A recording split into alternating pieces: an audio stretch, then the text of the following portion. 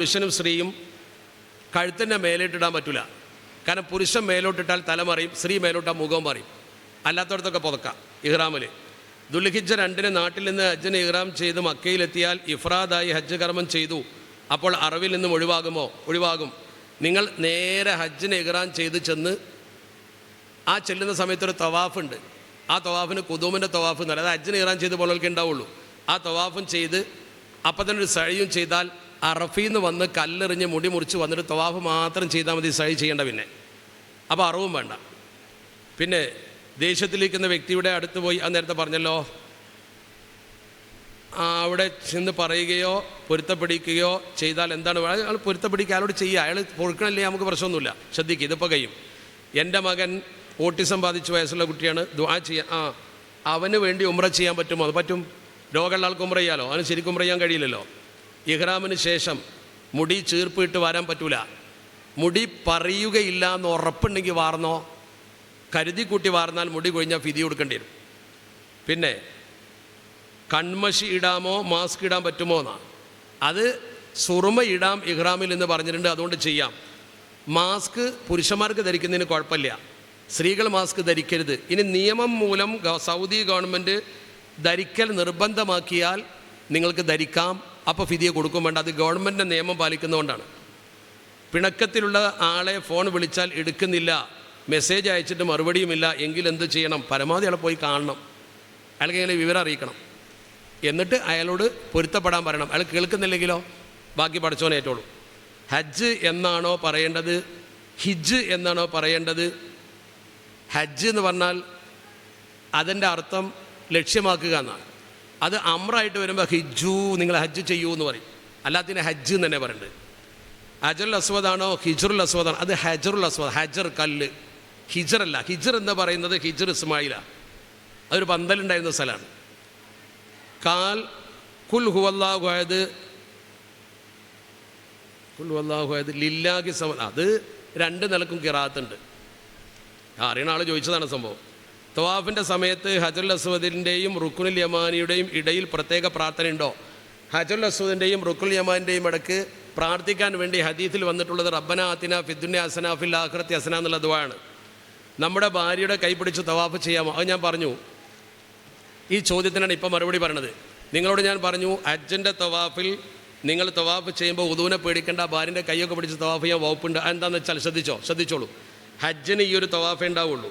ഉംറയിൽ ഇപ്പോൾ ഒരു തവാഫ് നമുക്ക് സംശയം കുടിയാലും വേറെ ഉംറ ചെയ്യുക. ഹജ്ജിന് അടുത്തൊല്ലേ ചെയ്യാൻ പറ്റുള്ളൂ, പോകാൻ പറ്റിയെന്ന് വരില്ല. അപ്പോൾ ഹജ്ജിൻ്റെ തവാഫ് ഷാഫി മദ്ഹബ് പ്രകാരം തന്നെ ചെയ്യുക. എങ്ങനെ?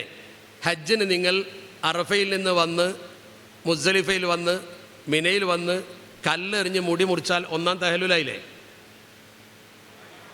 അപ്പം നിങ്ങൾക്ക് ഏത് വസ്ത്രം ധരിച്ചൂടെ? കല്ലെറിഞ്ഞ് മുടി മുറിച്ചാൽ ഏത് വസ്ത്രം ധരിച്ചൂടെ? ആ പുരുഷന്മാരൊക്കെ എന്ത് ചെയ്യുക?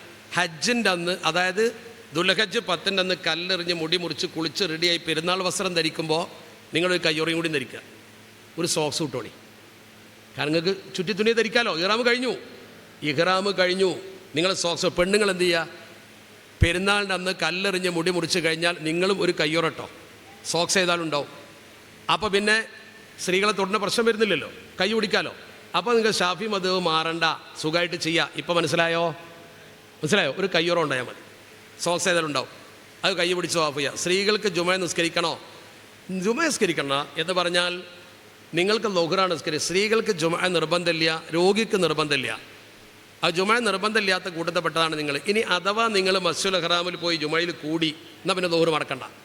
ഒരു പെണ്ണ് ളുഹ്ർ നിസ്കരിച്ചാൽ സ്വീകരിക്കപ്പെടും.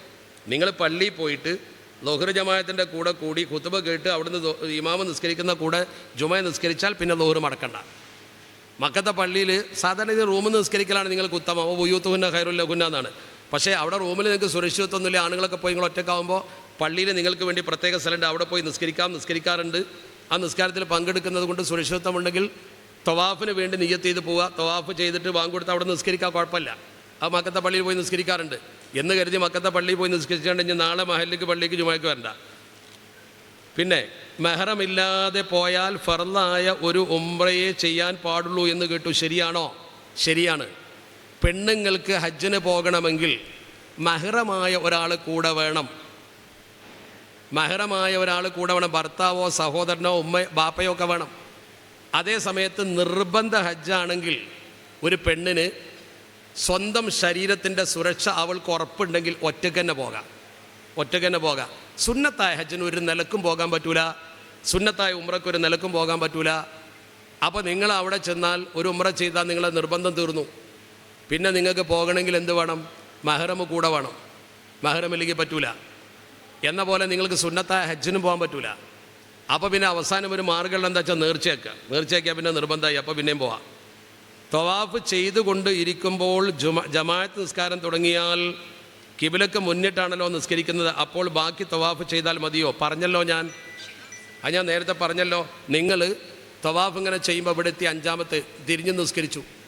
നിസ്കാരം കഴിഞ്ഞിട്ട് ഇവിടുന്ന് അല്പം പുറകുന്ന് ബാക്കി തുടങ്ങുക, അല്ലെങ്കിൽ ആ ചുറ്റും ഒഴിവാക്കിയിട്ട് അയച്ചു തുടങ്ങുക, അത്രയേ ഉള്ളൂ. ഹജ്ജ്, ഉംറ എന്നിവ ഒന്നിൽ കൂടുതൽ ആളുകൾക്ക് വേണ്ടി ചെയ്യാമോ? അത് നേരത്തെ കച്ചവടക്കാർ ഏർപ്പാടാന്ന് ഞാൻ പറഞ്ഞല്ലോ, ഈ പെട്ടതാണ്. ഒരു ഉംറയ്ക്ക് ഇറാൻ ചെയ്ത് അത് എല്ലാവർക്കും കൂടി ആക്കാൻ പറ്റുമോ? അത് പറ്റൂല.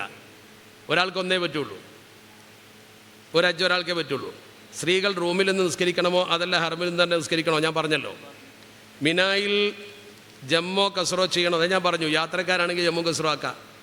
അല്ലാത്ത മിനയിൽ ഏതായാലും സ്വാഭാവികമായും യാത്രക്കാരല്ലെങ്കിൽ പൂർത്തിയാക്കി നിസ്കരിക്കണം. ഹജ്ജിൻ്റെ സഴിയെ മുൻകൂട്ടി ചെയ്യാൻ പറ്റുമോ? ഹജ്ജിൻ്റെ സഴിയെ മുൻകൂട്ടി ചെയ്യാൻ ഒരു ഇതിൽ മാത്രമേ പറ്റൂ. നാട്ടിൽ നിന്ന് ഹജ്ജിന് നേരിട്ട് ഇഹ്റാം ചെയ്ത് ചെല്ലുകയാണ്, അല്ലെങ്കിൽ മദീനയിൽ നിന്ന് നേരെ ഹജ്ജിന് ഇഹ്റാം ചെയ്ത് വരും, മീക്കാത്തിൽ നിന്ന് ഹജ്ജിന് ഇഹ്റാം ചെയ്ത് വരികയാണ്. ഉംറക്കല്ല, ഹജ്ജിന് ഇഹ്റാം ചെയ്ത് മക്കയിൽ പ്രവേശിച്ചാൽ ഒരു തവാഫ് സുന്നത്തിന് അതിന് കുദൂമിൻ്റെ തവാഫ് എന്ന് പറയും. മക്കക്കാർക്കതില്ല. മക്കയിൽ താമസിക്കുന്നവർക്കതിൽ ഇതിൽ ആ കുദൂമലഹും അവരോടൊന്നും വരുന്നില്ല. മക്കയിൽ നിന്ന് ഇഹ്റാം ചെയ്യുന്നവന് പറ്റൂല. പുറത്തുനിന്ന് ഇഹ്റാം ചെയ്ത് വരുന്ന ഒരാൾ 7 വട്ടം തവാഫ് ചെയ്യൽ സുന്നത്ത. ആ തവാഫിൻ്റെ കൂടെ സഴി ചെയ്താൽ പിന്നെ ഹജ്ജിൻ്റെ തവാഫ് മാത്രം ചെയ്താൽ മതി. അറഫിൽ നിന്ന് വന്നിട്ട് സഴി വേണ്ട. അങ്ങനെ മുൻകൂട്ടി ചെയ്യാം. അത് നമുക്ക് പറ്റില്ല. നമ്മൾ മക്കന്ന് ഇറാൻ കെട്ടിയ ആൾക്കാർ നമുക്ക് പറ്റില്ല. ഈ വർഷത്തെ റമദാൻ നോമ്പ് കടമുണ്ട്, അത് നോറ്റ് വീട്ടാൻ ശാരീരിക ബുദ്ധിമുട്ടുണ്ടെങ്കിൽ ഹജ്ജിന് മുമ്പേ നോറ്റ് വീട്ടാൻ നിർബന്ധമുണ്ടോ? ഈ വർഷത്തെ നോമ്പാണെങ്കിൽ അടുത്ത നോമ്പ് വരുന്നതിൻ്റെ മുമ്പ് കഥാ വീട്ടണം.